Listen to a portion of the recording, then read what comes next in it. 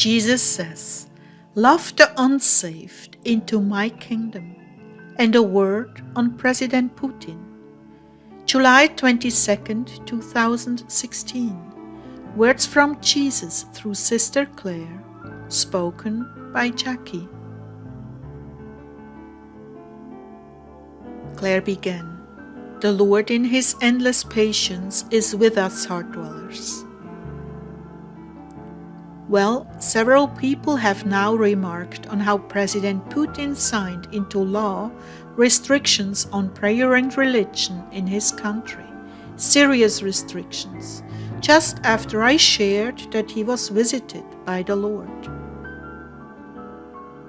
You know, it would be so nice if this world were so tidy and predictable, but in all my years with Jesus, nothing is ever tidy or black and white. There are many things which make no sense. For instance, why he would do such a thing if God had touched his heart. I sense that he is under much pressure by the more communist-oriented faction of his country to use harder measures against the US, and perhaps even being severely opposed by them.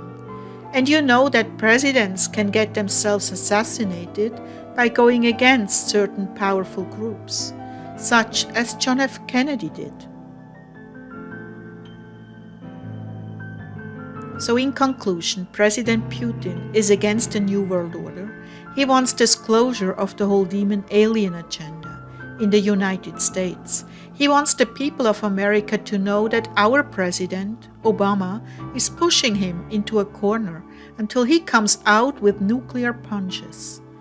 Putin doesn't want that war any more than we do, and God is on his side. He's opposing what is wrong, and God is standing with him.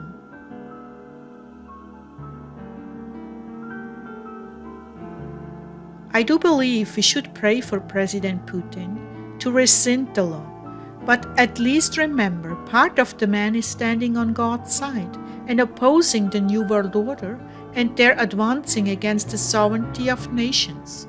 The other part, like all of us, needs sanctification.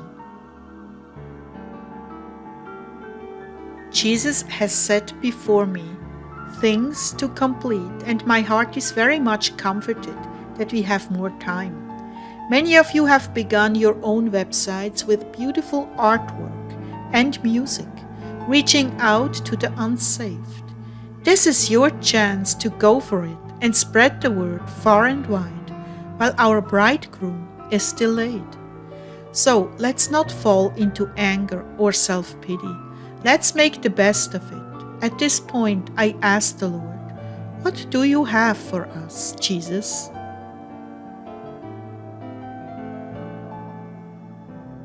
Jesus began, "Indeed, my ways are higher than your ways, yet I impart understanding to the simple. It is true that I may approve a man in many ways and not approve him in others. But my heart is focused on avoiding world war right now, and when President Putin disappeared for that space of time, he certainly was considering launching against America.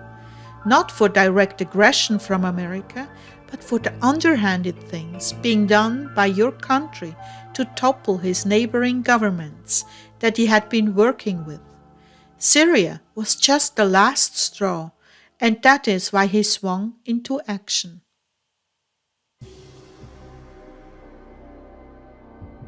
Your current President Obama and all he represents has no intention of preserving this country, America. He's out to destroy everything about it. But I have withstood him and protected certain key elements to give you another chance at righteousness. It will certainly not last forever, but while it does, please, my children, support what is right.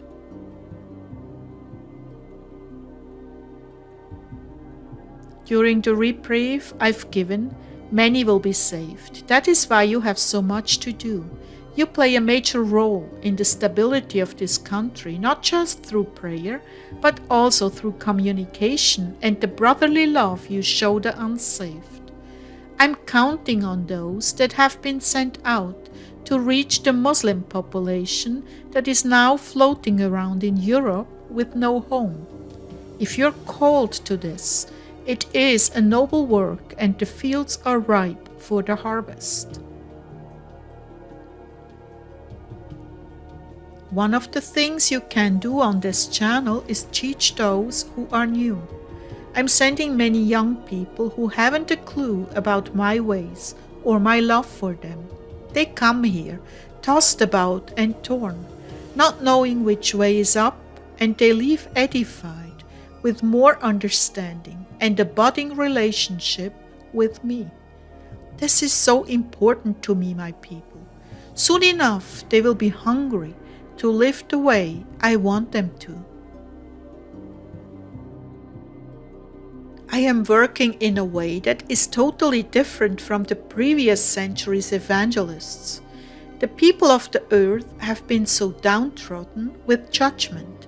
They run like scared rabbits when they hear condemnation. They grew up with that. They live in a bubble of condemnation that continually haunts them with such thoughts as, "You're good for nothing. You're a hopeless sinner going to hell. You're not good enough for God. Who do you think you're fooling? Don't even try to go there. He doesn't care about you." These are the lies of the devils, and this young generation has been handed that bitter pill by their parents, unless of course their parents are liberal and have no real morality. And any time religion is broached, that is what their children hear from them, and this attitude will scare them away, not draw them in.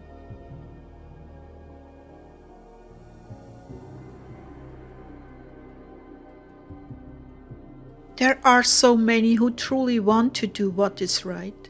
They want to live right, but they're frightened by what they consider is the price tag. You know how it is. When something is so beautiful, you just have to have it, and you are willing to give up many other things just to obtain it. The it is me and the relationship with me. We are not beginning in perfection, but right where the soul is at, and moving into perfection without a condemnatory word or attitude goading and pushing them, rather coming from a place of love, understanding, and forgiveness. Love hits the mark in their wounded hearts, and they respond by giving up those things that they know are not pleasing to me.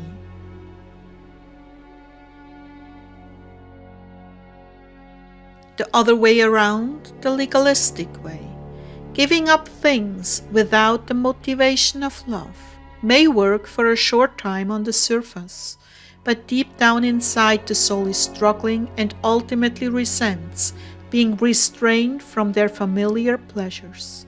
Then they want out of religion altogether. That's when they are soured on me, and I have a huge barrier to overcome to win them back. This is Satan's doing.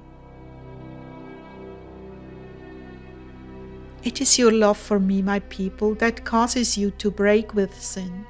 Yes, some of you are afraid of punishment, but for the most part, our relationship is about love, not condemnation, forcing you to live a lifestyle that the religious community approves of.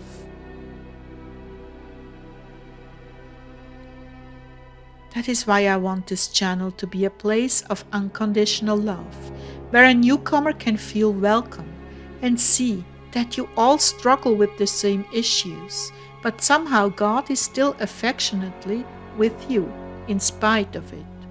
This is the strongest possible witness to my love. There are souls who do need to hear the message straight up in order to wake up. But they are not the fatally wounded. They are the strong, rebellious children of the world that are looking for boundaries that make sense and last throughout time, not fads. And I have my vessels unto honor who preach that as well. Each soul responds differently, and I've made a provision for all.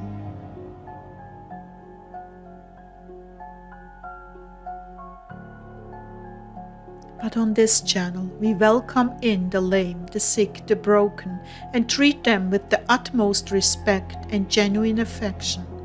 Oh, how blessed I am to have a group such as this, tending to the outcasts.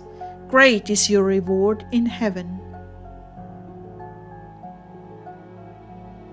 So now I've again encouraged you to move forward and reach out while there is yet time. Reach out in love, brotherly love, unconditional love, that is right on the very same level with those just beginning their journey with me. I'm with you, dear ones. I'm so with you in your every effort.